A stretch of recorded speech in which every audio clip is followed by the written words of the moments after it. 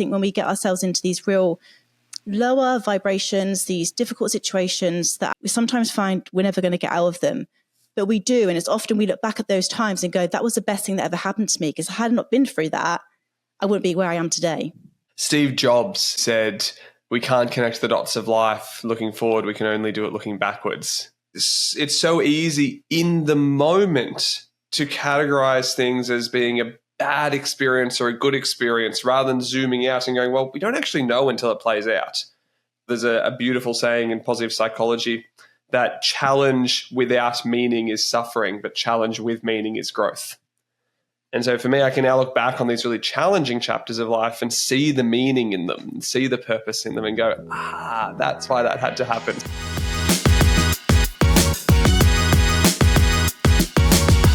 Declan, welcome to the Career Confidence Podcast today. I'm absolutely delighted to have you on. We're going to be talking all things happiness today, and hopefully everyone's going to leave this conversation with the tools, the strategies, and these little tips that people can implement into their lives that can really hopefully help them feel happier in their day-to-day lives. But before we dive into everything, can you give the audience a little bit of an intro into yourself, your background, and what got you so interested and fascinated about this topic? So Declan, over to you.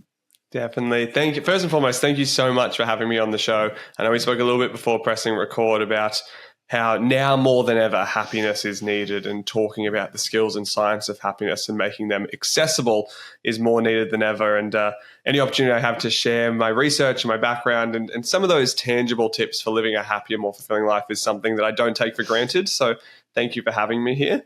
As you mentioned, happiness is now my bread and butter that I've built a career around, which still feels a little odd. I still sometimes struggle. When you're flying into a country and they ask you to put on the customs form, what do you do for work? That is still a challenging question for me, because I'm like, well, I'm a happiness research, happiness coach, happiness consultant for workplaces. I'm affectionately known on LinkedIn as that happiness guy, because I started going to events and people went, wait, I think I know you and your work. Aren't you that happiness guy? You talk about happiness a lot. And so I lent in and went, yeah, you know what? I am that happiness guy.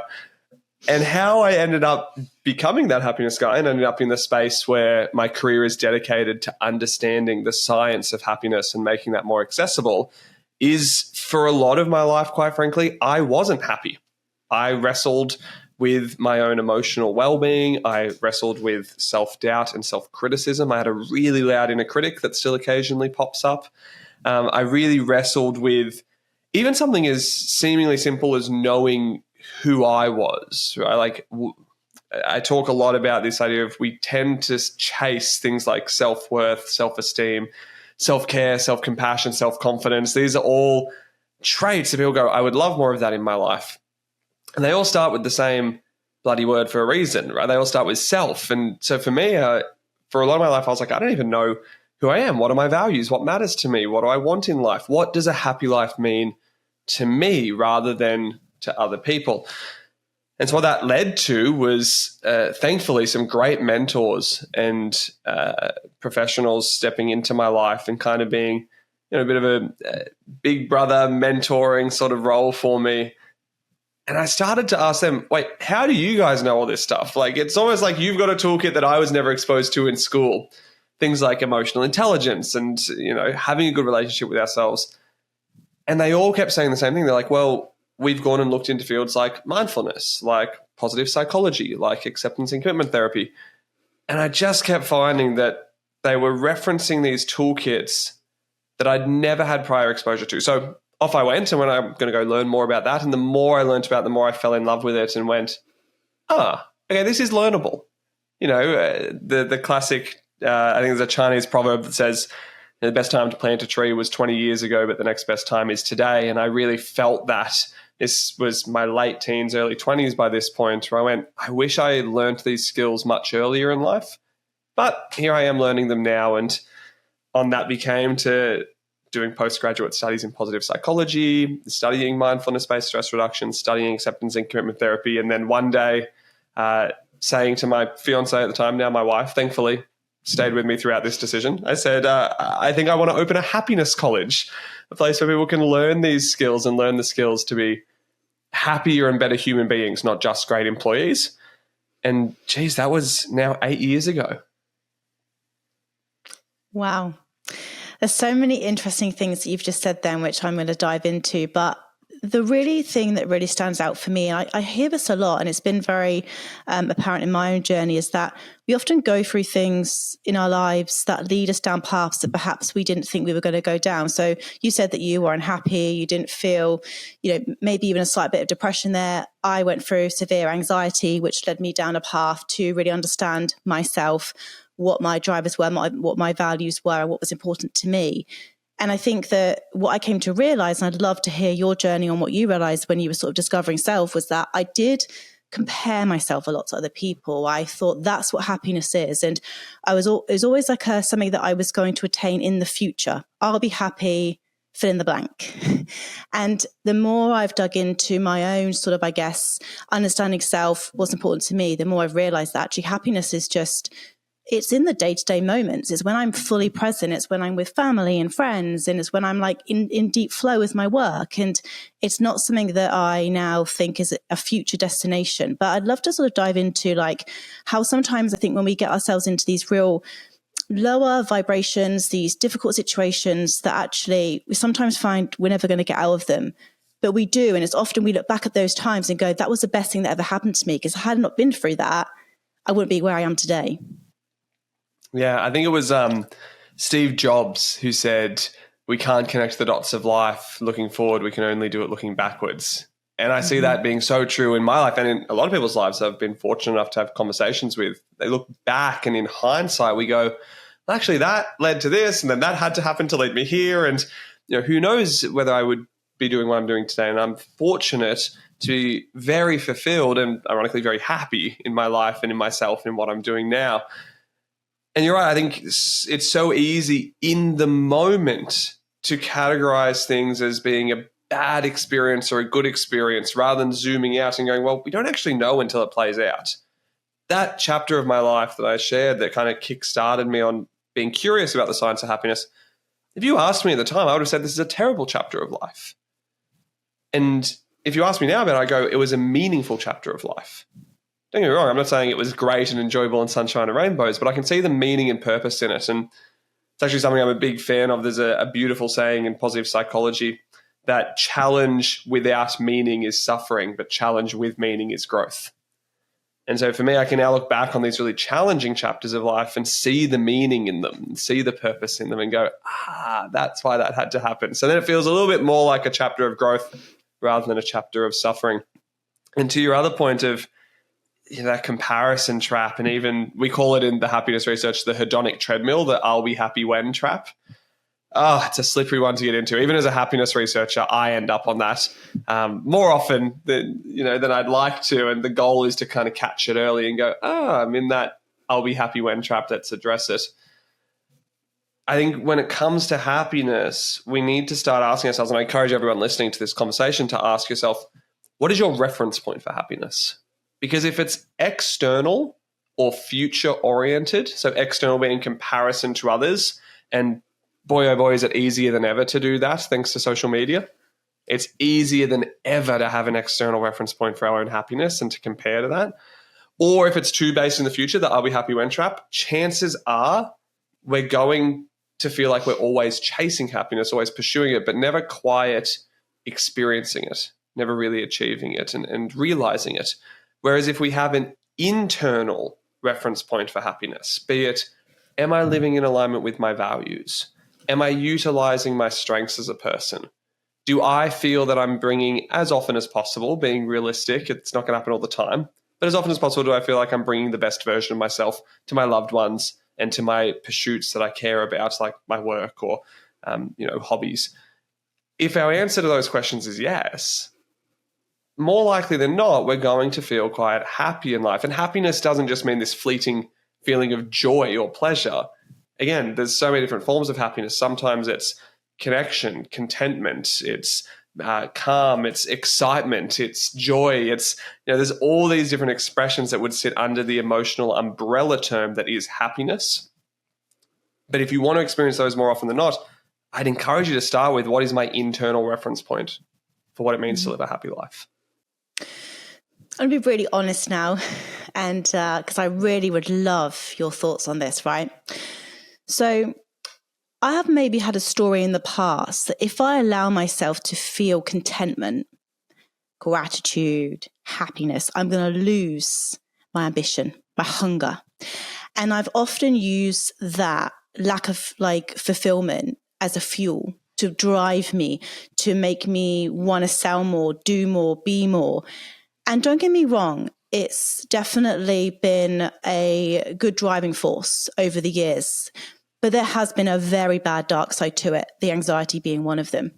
What are your thoughts on that? And can we be still goal-orientated, driven, if we are really happy, content? I'd love to get your thoughts on that. Yeah, I'm glad you asked it. I often joke with people that within all of us, there's these two parts of ourselves wrestling with each other. We all have this inner CEO, high achiever, drive to perform. And we all have this inner monk that's let's be present and mindful and calm and connected. And it's like they're playing tug of war with our brain. And both of them have strengths. I think the goal here is to go, how do we get these two working together on the same team rather than against each other? And so what that looks like is giving it a very clear and compelling vision or purpose for what we do. And when I say purpose, I don't mean big capital P purpose of what's the purpose of life. I mean, if you can answer that for yourself, fantastic, go to town. It's more, are we bringing a sense of purposefulness, right? Are we being purposeful with our choices, with our actions, with what we do day to day? Are we being intentional with it?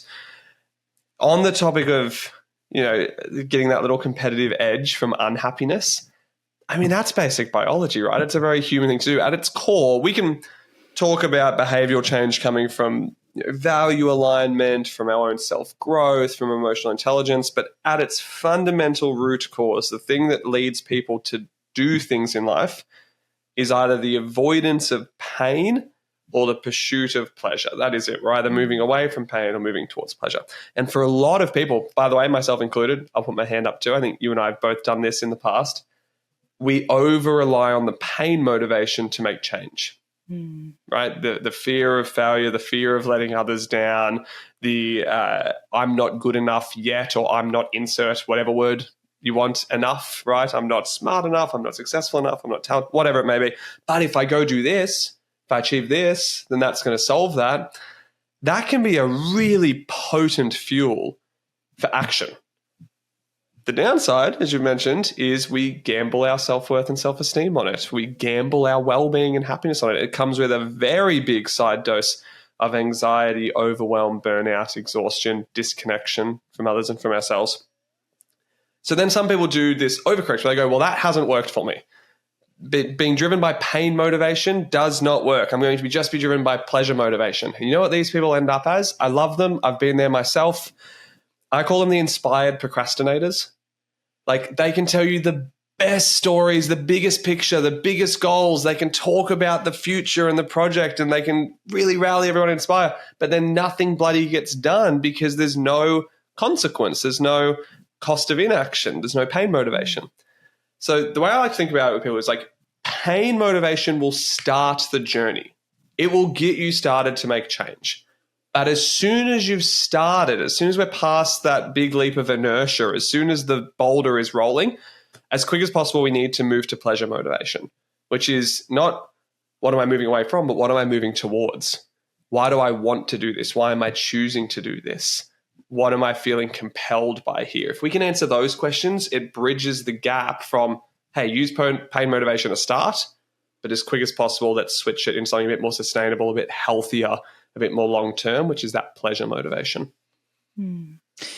Yeah, that's just so powerful. And I'm smiling because, I think you and I have maybe been on a similar journey. And now I really try and tap into that vision. One of the things I do every morning, and I'd love to sort of dive into some real things that can really move us towards a state of happiness and things that also move us away. So I'd love to sort of do sort of the do's and the don'ts in a second. But every morning without fail, I do a visualization meditation. And that just sort of starts the day for me of this is where I'm going. These are my intentions. This is who I want to be. And I have found that to be a really profound exercise in my life. I've got a very active mind, shall we say. So just that sort of, awareness of where my thoughts are at for the morning. And it's so interesting if you do that and you become more self-aware, you go, oh, triggered by that, or still holding on to that, or yeah, need to let that go. Fascinating to be more, again, self-aware of yourself. So, and I want to dive into emotional intelligence and all of that as well. There's lots to talk about. But just to make this really, really tangible for people and to really get people thinking, what are some things that really can steal happiness? Like, what do you see? What are some patterns that people do in our society right now that is stealing people's happiness? Let's start there. Yeah, so I'll look first at the psychological patterns that kind of really get in the way of happiness and they kind of block a lot of happiness from us. Expectations is a big one. So either expectations we place on ourselves, expectations we place on others, expectations we place on just life to go to plan. There's a great saying, expectation is the root of all heartache. It's often attributed to Shakespeare, but whether or not he said it or wrote it, who knows? A lot of things get attributed to Shakespeare. So I would say, like, quoted by Shakespeare, and then in brackets, maybe. But the important part of the lesson is there's a lot of truth that to a lot of our stresses, a lot of our frustrations we experience in life, a lot of our anxiousness we experience in life, fundamentally comes back to trying to control the uncontrollable and set expectations on things that aren't our responsibility. Well, now, what do I mean by that? You might sort of have an expectation that by a certain age, you've achieved a certain thing at work or a certain amount of wealth or a certain amount of accomplishment, and life hasn't played that way. Okay, life hasn't played that way. What are we going to do about it? We can be frustrated by the fact that life didn't go to plan, or we adapt to it. Even something as simple as, actually, I fell into the expectation trap recently with something as simple as my wife and I had a concert that we were going to, and it was a 37-degree day. And we kind of looked and went, do we really want to go be standing outside in 37 degrees or do we just want to go see the evening acts? And I found myself getting really frustrated that the weather wasn't playing by my, desires and my expectations of life. How dare it? How dare the weather not, work to my plan so I could go see all these bands I wanted to see? And that's a minor example, but I would almost guarantee that if you sit down and write, what am I frustrated about lately? What has upset me lately? What has stressed me lately? A lot of the time it's expectations that are things that aren't ours to control. What that then leads to is another psychological pattern where we're under-responsible for the things we can control. So we're really over-responsible to these other things, other people's behavior, outcomes in life, but we're under-responsible for the things that are ours to take ownership of. So the example I give with this one is, some people get frustrated that they haven't had a promotion in X amount of years. I'm like, well, actually getting the promotion is out of your control. You can't just walk in and demand it and say, yes, got a promotion, tick the box, now I'm happy for 3 months and then I set a new goal, right? But then you go, well, let's look at the inputs that make it more likely. Have you had a conversation about promotion? Have you defined what success would look like for you and your team and for your manager to know the benchmarks required for you to get said promotion? Like, these are all things that you can lead and take ownership of, and people haven't done them. And so it comes back to this idea of I fundamentally believe happiness is your own responsibility, but we all have an opportunity to influence each other's. So I am not responsible for the happiness of my team, my clients, my wife, my friends, my family, but I honor the fact that I have a role to play in influencing it. The way to think of this is we're all on our own road trip in life. Like, they're all in the driver's seat of their own happiness. I get to be in the passenger seat with them. I give them some snacks and some resources and point out some directions. But as soon as I feel I'm taking control and I'm like, oh, I'm taking responsibility for someone else's happiness, often that means I'm not taking ownership and responsibility for my own happiness and well-being. So that expectation trap and that under responsibility towards our own happiness are very common ones. Comparison, we've already spoken about, also a very, very, very common one. It's another form of expectation. And the beautiful thing is the antidote to a lot of these is the same. Like, a lot of, be it expectation, comparison, under responsibility to self, over responsibility to others, the core solution to a lot of this is appreciation and self-awareness, right? It's reconnection to self. It's appreciating what we do have rather than lamenting what we don't have and wrestling with our expectations. There's a beautiful saying that appreciation is the antidote to expectation. Now, whether you do that in the form of a gratitude practice, whether you just try to be a little bit more noticeable, whether you just try to be a bit more thankful in life, I think there's a real gap that we can see in society of we're very quick to judge and we're not as quick to be curious and compassionate I think if we were quick to be compassionate and curious about people and experiences and decisions rather than so quick to judge, we might not have such like a polarized society that we're seeing at the moment. We might have a bit more of a connected society that's more conducive to happiness. But I mean, saying all of this, we're very capable of that. Right? I see it day in, day out, people learning how to nurture appreciation over expectation, learning how to be curious instead of judgmental. And little nod to the listeners, if you've seen Ted Lasso, you'll know that's a saying from that show. When we practice these skills, it's just genuinely beneficial, not only for our own happiness, but for societal happiness and well-being too. I was smiling when you were saying about the expectations. And I think what I've done in the past is I've set a massive, audacious goal that, to be honest, was probably really never achievable in the time frame that I had set myself, right? And when I didn't meet it, even though I had grown and achieved still a lot, but I didn't hit the goal I wanted, it's like everything else went out the window. And what should have been a real like moment of like, I'm really proud of myself, I ended up literally spiraling and being so miserable, so like discontent, and just thought like, why aren't I good enough? And it just sort of like led to this like, you know, criticizing myself. You're not good enough. You're not this, you're not that. But actually what I had achieved in that time was pretty amazing. I'm going back sort of years ago now, but it's the expectations that we put on ourselves. And often it's society's timeline. Like, who set the timelines of by 30, we need to be married and the job. And then by our 40s, we need to have a great family and be mortgage free. Like, who is setting these standards for our lives? And I think it all goes back to what you said at the start about that whole treadmill. And I think it comes back to self-awareness, because how many people climbing the wrong ladder or climbing someone else's ladder get to the top and go, oh, is this all there is? And I have been there twice in my life. And it is just like a real emptiness of like, oh, I thought that was what the thing was going to be to make me feel different inside. And what I've come to realize is that nothing externally is ever going to fix what's going on internally, which is why the practices like meditation, journaling, gratitude are so important and are now practices in my daily life. But I'd love to talk to you now about some practices that people could maybe implement into their lives to just start feeling more contentment, happiness, inner peace. I just feel like there's so much. All you got to do is turn on the news and you just go, oh my God, the world's going to end. There's so much negativity out there at the moment. I mean, step one, turn off the news. Don't turn your TV on. That's a start, right? But what else could they do? What's some of the things that you've done in your life that have had the most profound effects?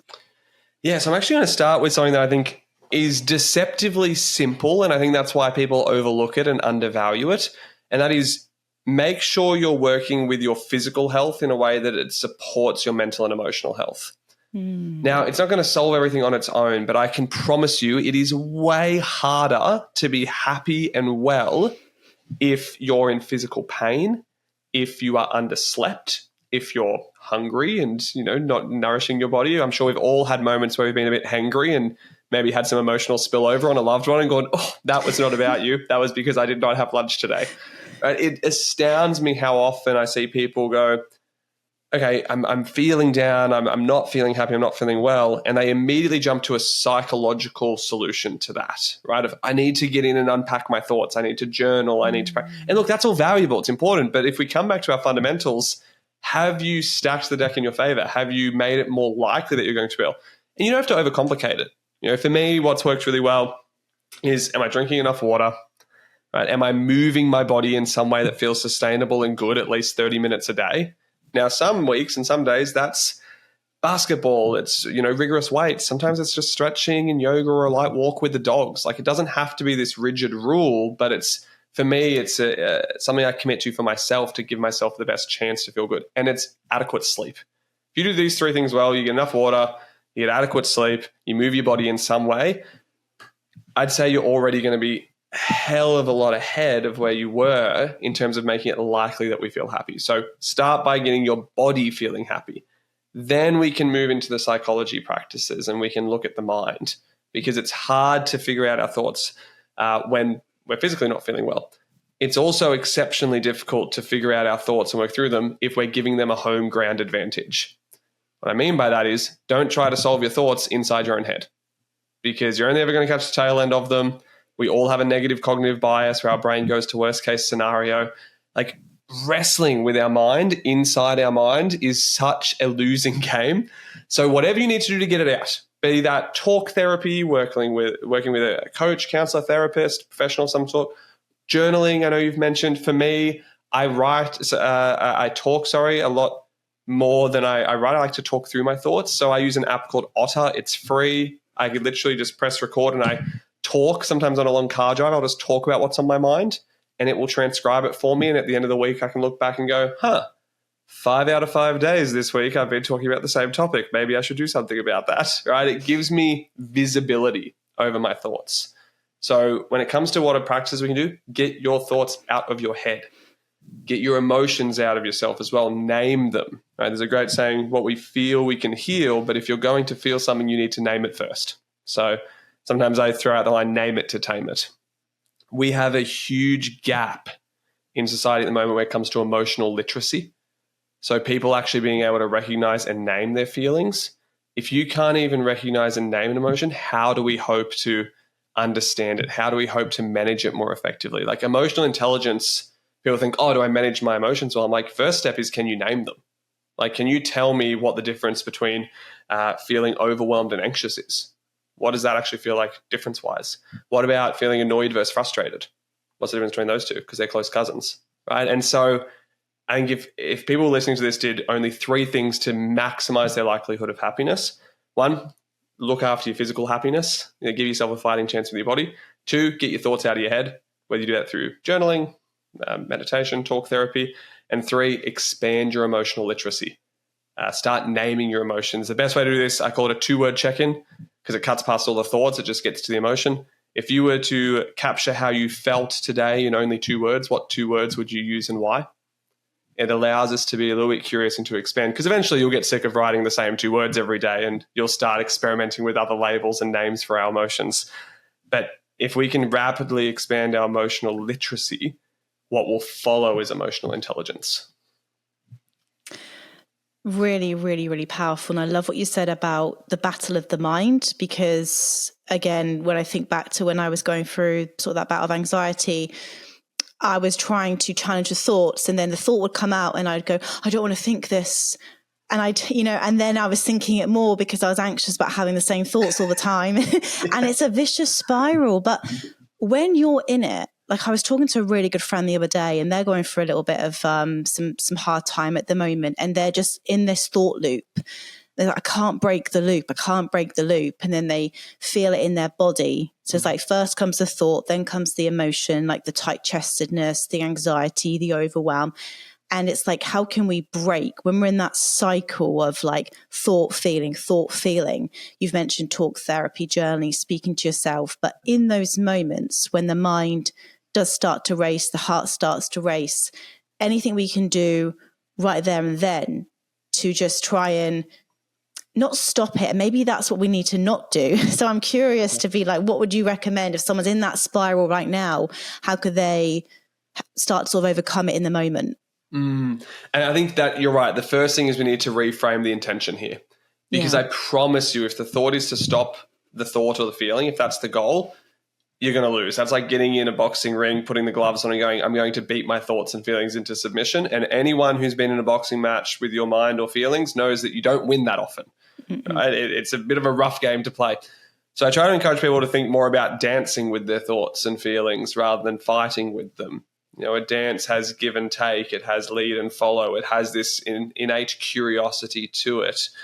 And what that looks like is, rather than going, okay, I need to solve this or fix this, it starts from the presupposition of, I'm not broken. For everyone listening to this, you're not broken. You're not, damaged as a person. I fundamentally don't believe that. I think over time people learn things and we build habits psychologically that once served a purpose that now maybe aren't so useful, but we can challenge them, we can change them. And so coming in with this innate self-compassion of, I'm not broken, there's something here that I want to figure out and explore and find the positive intention behind it. Because I promise you, no one's brain wakes up in the morning and goes, today I'm going to flood you with thoughts that ruin your day. I'm going to make you feel terrible about yourself and you're going to be fundamentally unhappy. The brain doesn't have that intention. In fact, interesting. I would argue the brain doesn't actually give a shit if you're happy. The brain cares that you're alive. And so we create these thoughts and feelings with positive intention. At some point, we spoke before, the positive intention of some of the self-criticism is, oh, well, that makes me perform more. It makes me more hungry for growth. I achieve more. I push more, right? That's a positive intention. Is that intention being met by telling ourselves that we're not good enough? Arguably, maybe, but is there a better way to get there? Probably, right? And so when we start with a presupposition of self-compassion rather than self-judgment, we have a lot more room to play with. Another good way to do this specifically with thoughts, and you mentioned it a little bit, is if we come at our thoughts with, I'm not allowed to think that or don't think that, same with our feelings, it creates a snowball effect. So, let's say the start feeling is anxious, and then we judge ourselves for feeling anxious. Well, now we're stressed that we're anxious. And then we judge the stress. Now we're frustrated that we're stressed that we're anxious. And before you know it, we're overwhelmed by how frustrated we are about the stress of anxiety. Whereas if we just went, hey, I am feeling anxious right now, and that's okay, and I want to get curious about that, well, now I'm just dealing with the anxiety. I'm not dealing with this snowball of other emotion. And so now I can do something with it. Same thing happens with thoughts, the experiment, and everyone who's listening to this conversation, you can play along. You're going to hate me for it, but you'll thank me one day, hopefully. There's an experiment called the brown bear experiment, where we tell our mind that it can think anything it wants for the rest of today. It can think about anything, but it fundamentally cannot think about a brown bear. Chances are you're already thinking of the brown bear and you're already frustrated that you lost the game. But what's interesting is we know from studies that you are now statistically more likely to notice pictures of a brown bear over the next 24 hours, to see a storybook about a brown bear, to hear someone mention a bear, to see an ad on TV about Alaska and there's a bear in it. It's like your mind is now wired to look for the brown bear because we told it that it was so important to not think of it. It's the saying is what we resist will persist. Now, that's trivial and kind of funny when it comes to a brown bear. But what if the thought was, don't think negative things about yourself? Well, you're now statistically more likely to think those thoughts and to have them linger and stay for longer than if we just went, hey, I'm allowed to think those thoughts. It's very human too. Now let's get curious about it. So as a long-winded answer to your question, I think the first thing we need to do is actually try to drop judgment and lean in with compassion and curiosity. And then when we're there, anything we can do to bring ourselves back to the present moment. So mindfulness practices, focusing on our breathing, tuning into our senses, coming back into the current moment, because a lot of the time the challenges that we have with the mind aren't just driven by this self-judgment. They're also driven by our mind liking to run way off into the future or way back into the past, right? And so if we just bring it back to the present for a moment, because, I'm a big believer that it's not the goal for us to all be perfectly practicing monks who are present 24 hours a day, 7 days a week. I don't know if you can go to town, but I don't think that's really viable. I think what's more useful is, can I re-presence myself and re-presence my mind when it is running rogue? If we can do that, sure, we've then got a lot of space and opportunity to do the other tools and techniques. Yeah, that's really, really, really powerful. And hopefully if my friends listening, that's very helpful as well, because I know that I'm always keeping a pulse on what's going on in the world and what I'm hearing and what people are going through. And like I said to you at the start, there does seem to be a lot more people struggling right now with, call it mental health, call it, depression, anxiety, overwhelm, burnout. Like it does seem to be these words are being thrown around a lot. And I'll be honest, if I look back throughout my life, up until probably at the age of about 21, 22, I didn't even know what these words were. Anxiety, depression, mental health. I think it's really good that we're talking about it a lot. But sometimes I think, are we talking about it too much? Like I was thinking about it the other day. I was like, I didn't even know what anxiety meant until I one day was in the pharmacist thinking that I was generally dying, but I was just having a panic attack. And she said, oh, you're just having an anxiety attack. But I didn't know what it was. And now it's everywhere. Like you just said about the brown bear. Are we too focused on these depression, anxiety? Are we going to the extreme of like, let's talk about it all the time? Are we overdoing it? I was just curious about that as you were speaking then, because it does seem to be everywhere at the moment. In the back of the toilet doors, are you struggling with this and this and this? It's in our face a lot. And I was thinking, is it too much in our face now? I think it's great that we're having open conversations and mental health being talked about. I think it's really, really important. But are we overdoing it as a society now? I'd love your thoughts on that. I love that we're having this conversation, Georgie. This is something that I feel so passionately about. I'm going to answer with two things. Okay. So firstly, I agree to a degree. And what I mean by that is I think we have lived through about a 15 to 20 year era of mental health awareness, where the primary goal was increase awareness around, actually, its primary goal has been increase awareness around mental health challenges, which I would actually call mental ill health. Very important. Like, let's look at the spectrum of -10 to neutral. How do we help people through that? How do we help people recover from that?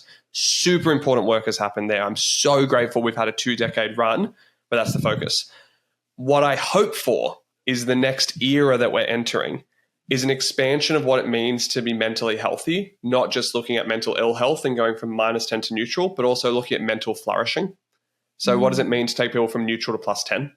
Because there's a lot more to life than just feeling mentally okay and getting by. We need to look at how do we help people thrive? How do we help people feel their best? How do we help people fulfill their potential? How do we help people be happy, right? And so I hope we're entering an era where our definition of mental health actually expands to be a much broader spectrum. I also hope we're entering an era where the focus shifts from only mental health awareness to mental health action. So this is tangibly what to do to improve mental health and support positive mental health outcomes, to an era of mental health advocacy, which is pushing for policy change, which is standing up and pushing for resourcing. And on that note, moving into an era of mental health accessibility. I think it is wrong for us to talk only about mental health awareness when the wait list to see professionals can be exhaustingly long and the cost of seeing the professionals is prohibitively high. And so I think we need to look at the last 2 decades has been so important. I don't want to take away from this accomplishments and successes of what we've done as a society and what, as a profession, mental health professionals have done, and going, we need to talk about this more. I hope we're now moving from talk into these other things that we need to practice as well. The other thing I was going to share with this is kind of on the mental health accessibility point. I think we need to stop viewing happiness and mental health as an individual challenge to solve. Now, I know I said before, I fundamentally believe everyone's happiness is their personal responsibility, but we all have a role to play in each other's. We know that we influence and impact each other's happiness. So what that looks like to me is, are we creating societies and workplaces and communities and schools and homes that are conducive to happiness? Now, what people do with that, that's an individual and personal responsibility. But when we look at things like the cost of living, right, we know that financial stress is one of the biggest detractors to people's happiness and well-being. And up to a point, money literally does buy happiness up to a certain income per year, and then it really levels out and doesn't make too much of a difference. If we know this, well, that's something that we need to solve. Right? We know that physical health and well-being, we know that commuting more than 45 minutes each way to a job is a detractor to happiness. So are we designing cities and livable spaces where there's enough employment opportunities where people don't have to be commuting for more than 45 minutes each way to get to their job? Right? We know that connection to nature is conducive to happiness. So are we making that accessible to people? Like, I think there's a lot that we can do around policy design. Actually, I'll shout out a fantastic book on this called The Nordic Edge. It was written by 2 Australian researchers who studied the Scandinavian countries, which are often at the top of the world's happiest countries, and went, what are they doing systemically? Like, what are they doing as a society to make happiness more likely, that then individuals can then, take that opportunity and drive their happiness themselves? And I think there's some fantastic research in there around what we could do from a policy level as well. So, yeah, in answer to your question, are we talking about it too much? I think yes, to a degree. I think we need to expand our definition and move into, rather than just mental health awareness, mental health action, mental health advocacy, and mental health accessibility. And that accessibility piece means we need to be bold and courageous to have the policy conversations and the systemic conversations, rather than just viewing happiness as an individual pursuit. No, I think it's just a really important conversation to have, because I've just been thinking about it quite a bit recently, and it's one of the reasons why I wanted to get you on to have this conversation. Because I think, once you become aware of something, then you can, if you don't have then the help, that can actually make it sometimes worse. Like sometimes it's almost better to be unconscious of what's going on in your mind. What I've found, interestingly, happy to be vulnerable, is the more self-aware I've become of my thoughts, the more I've realized sometimes when I'm just sat and I could just be reading, I could be on the beach, I could be having such a moment of joy. And within a split second, it's like, I don't know if you've read Gay Hendricks' The Big Leap. He talks about your upper limit. And he talks about your baseline of happiness, right? Like we're all born with this sort of like thermostat. And when our thermostat reaches a higher point, our upper limit clicks in and we do something to bring ourselves down. And I've been so aware of this throughout my life, because in a moment where I felt joy, I've been sat on the beach, I've been with my husband, with my dog, and we're just having a moment, drinking nice coffee. And all of a sudden I'll just have a thought about, what if my dog gets run over by that car? And all of a sudden I'm sat there in this beautiful moment that I've just been enjoying perfectly.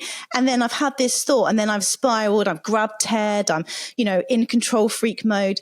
Why do we do this? Like, do you think there's some sort of like, and again, I'm sure there's some science on this, and maybe it's just a theory I have, but this baseline that we have, and then every time we sort of go to experience these high levels of joy, or we want to experience more happiness, but we sort of, what I do anyway, find I bring myself down to maybe the baseline that I have sort of developed for myself. Any thoughts on that?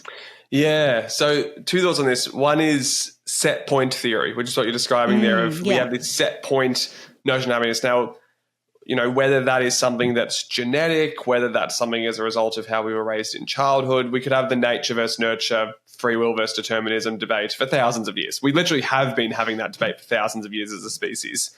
So I won't get into that, but we do know that people tend to have a set point of happiness. And we see that time and time again. There's studies where people win the lotto and their happiness goes through the roof, and then 3 to 6 months later, they're back roughly where they were before winning the lotto in terms of how satisfied they rate their life. Big major life disruptions and traumas, have a plummet to people's happiness. 3 to 6 months later, they're relatively close to where they were rating their life happiness and satisfaction overall beforehand. And now that can be I find that a bit defeating sometimes, of like, so nothing that I do matters because it's always going to return to baseline in 3 to 6 months. Well, to a degree, because rather than just thinking of a set point, what we're starting to see more in the research now is like a set range. So we might have people who are kind of like naturally a little bit more stoic, and their set range is like -2 to +2 on the spectrum. Like there's not much emotional movement there. We have people who are more natural optimists, and their set range might be -2 to +8. And then we might have people who are natural pessimists who are -8 to +2.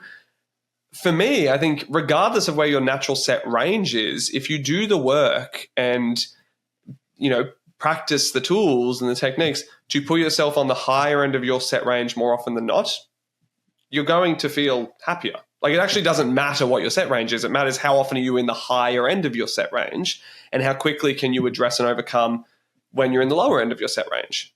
Right? If we can do that, chances are we feel better than otherwise. The other thing we know is we can actually change and expand our set range mainly through those physical practices that we've mentioned. So exercise and meditation are the 2 tools that above everything else are shown to change people's set range of happiness. And so I'd say if you're not practicing those, start practicing some form of meditation and mindfulness. It doesn't have to mean shaving your head and sitting cross-legged under a waterfall or a Bodhi tree, right? Like it just means do some form of meditation and mindfulness practice, do some form of exercise. If you're doing those 2 things, your set range is more likely to skew on the higher end. Just genetically, we know it puts us on a better thing. Like we can talk about the science with what happens neurochemically with the brain, but let me just say it stacks the deck in your favor. So we need to do that. So there's the set range theory. The other thing is it comes back to what I was mentioning before about your brain doesn't actually care that you're happy. Your brain cares that you're alive, which means we all have something that in happiness literature is called the negative cognitive bias.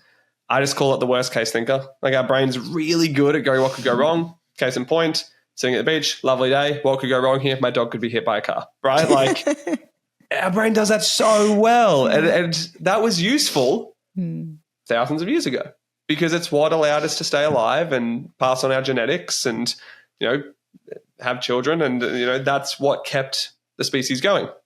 The challenge is the negative cognitive thinking trap, that part of our brain, right, that negative cognitive bias, now struggles to tell the difference between there is a tiger about to maul me and my family, and I have an email that I'm not sure about the wording of from my boss, right? The response is nearly the same in our brain. And so, again, meditation and mindfulness can help with this. A lot of the brain training tools can help with this.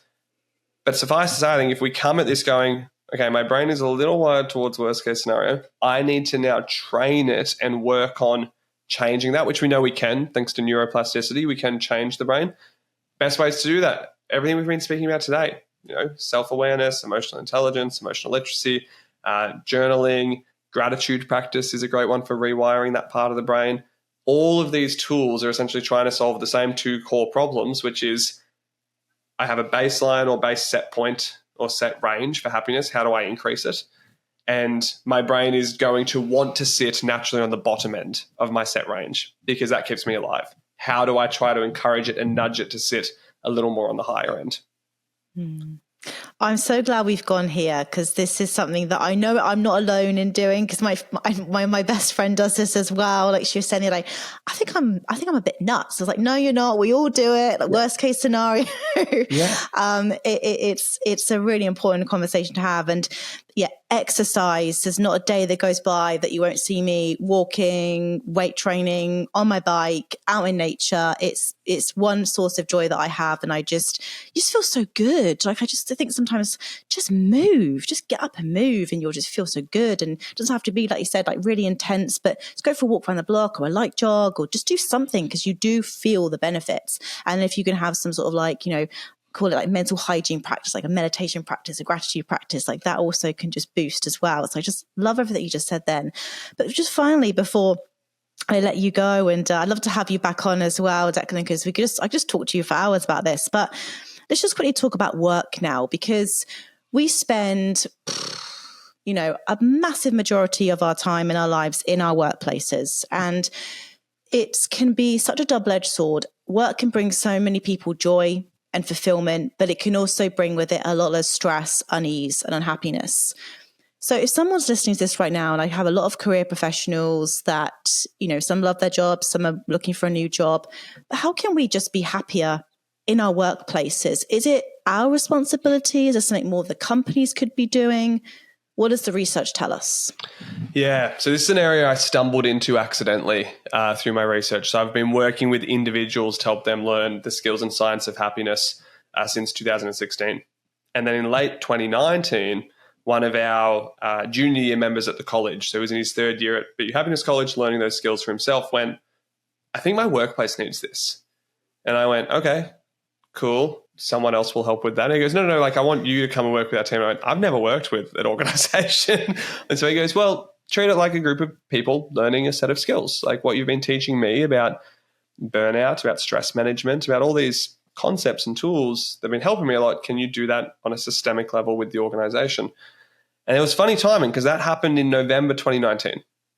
Now, we know what happened a few months after that in terms of dramatically shifting the way we work, dramatically shifting our relationship with work, and dramatically changing the expectation people have on the employee experience. I'm going, actually, this matters. And so that led to this really accelerated, this actually what I did my master's research in was how is happiness even defined in a workplace setting and who is responsible for it? How do we measure it? How do we drive it? What I landed on was there's almost two competing arguments. We look at top-down change, which is what I was mentioning before about happiness is not an individual thing to solve. We need to look at the systemic contributors. I think too many organizations go, we're going to solve disengagement and poor well-being at work with some yoga sessions and some healthy lunches. And don't get me wrong, they're useful to have. But if the problem is, you have a terrible relationship with your boss and the workload is fundamentally unsustainable, that's not going to solve the issue. Right, so we've got to look systemically there. So top down, really important. We need executives and leaders who are bold enough and brave enough to go, happiness matters to us and employee experience matters. And we're going to look at our role in it. And we need bottom up. Bottom up is individuals taking the ownership. Because if we don't have the bottom up, it's going to feel, and I've seen this in workplaces, I've seen frontline teams who are, the trust level is so low in the workplace that you go, hey, management wants us to roll out these changes, and there's immediate skepticism. Right? Like, what's in it for them? Why do they want us to do this stuff? Right? And so we do need this level of bottom-up personal ownership of I am choosing to do this for my happiness and my well-being. And what that then leads to in the workplace is just a nice side effect. If we can bring those two together, if we can get workplaces that we look at top-down systemic change, but we also look at bottom-up solutions like learning and development initiatives, that plays really well together. And in terms of whose responsibility is that, I often say to leaders and executives, I'm like, hey, your responsibility is to create an environment that's conducive to a positive employee experience and conducive to happiness in the workplace. What then happens from that is the individual responsibility of everyone on the team, right? To take ownership of and to utilize and to practice and to uphold and to contribute to.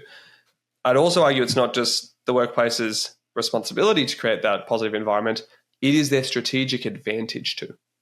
All the research shows us that when people are happy at work, your costs in terms of employee retention and attraction and recruitment just like is so much better. There's some, depending on the research you look at, it's anywhere between $2.67 to $3.27 return on investment for every dollar that's put into workplace happiness. Now, I'm not a gambling man, but I don't know too many places, but let's call it on average between those $2-3.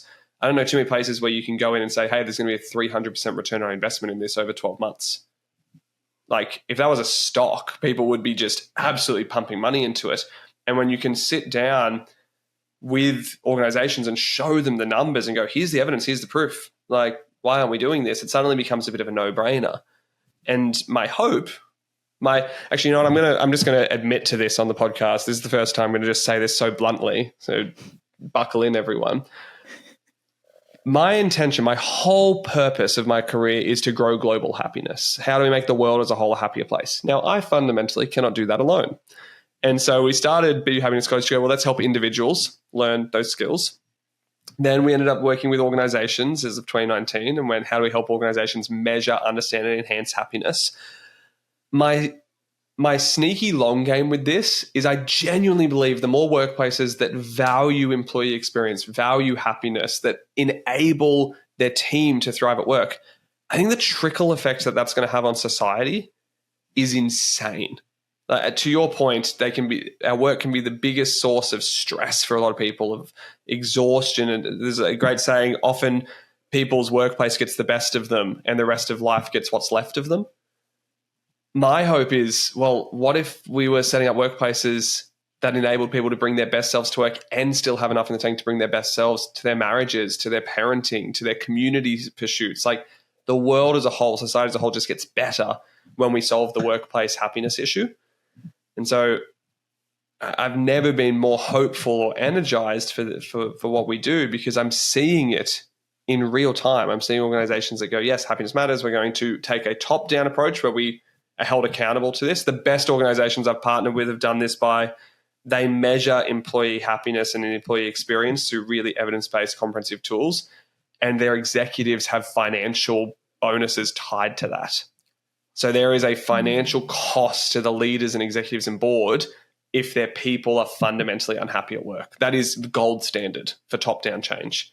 And then I see great organizations doing bottom-up change where they're enabling their team to have choice over work flexibility, over what skills and tools they're learning and developing, over even how they use their initiatives. So like some workplaces that I'm partnered with have employee happiness budget that's just included in each person's salary. And they say, that's for you to use for what you want. If you want to use it to go have discounted gym sessions, go to town. If you want to use it to put towards a professional development course and a skill you're learning, go to town. Like they give people ownership over their happiness and journey rather than just one blanket rule for all their staff. And I think that works really well. But again, I'm seeing in real time organizations doing a top-down and bottom-up approach and just reaping the rewards. They're standing as an employer of choice. They're getting better talent. They're keeping people for longer, and they're performing at a higher capacity.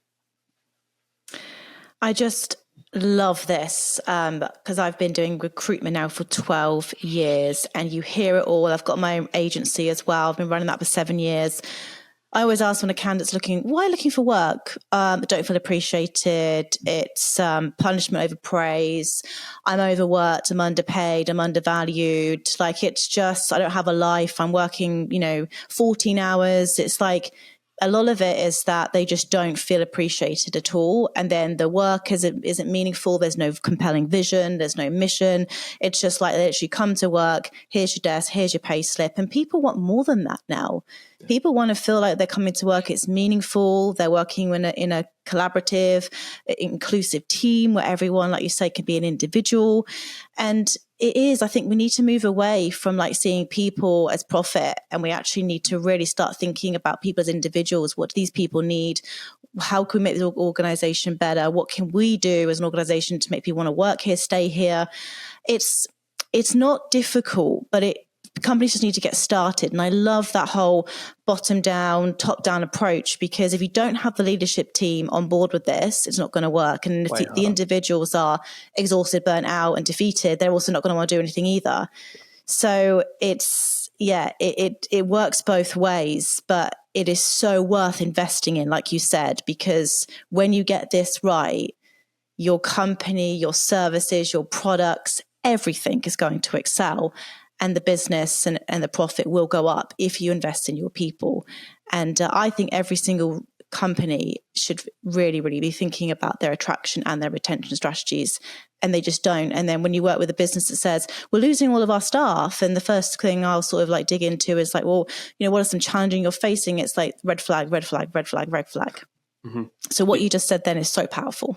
I'm glad you shared in your experience through 12 years in this space, you would have had thousands of conversations with people. Yeah.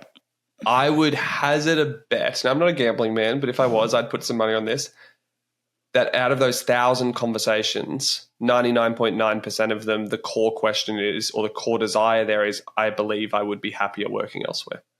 100%. Now, what that manifests as, whether it's more money, more respect, more appreciation, better working hours, the core question or the core thing is, I fundamentally believe I would be happier working elsewhere. And so for leaders and managers and organizations, the question is fundamentally answer the question, do you think that your team would be happier working elsewhere? And if the answer is yes, you got to start solving that. You got to start going, okay, well, how do we make ourselves a compelling place for happiness? Mm-hmm.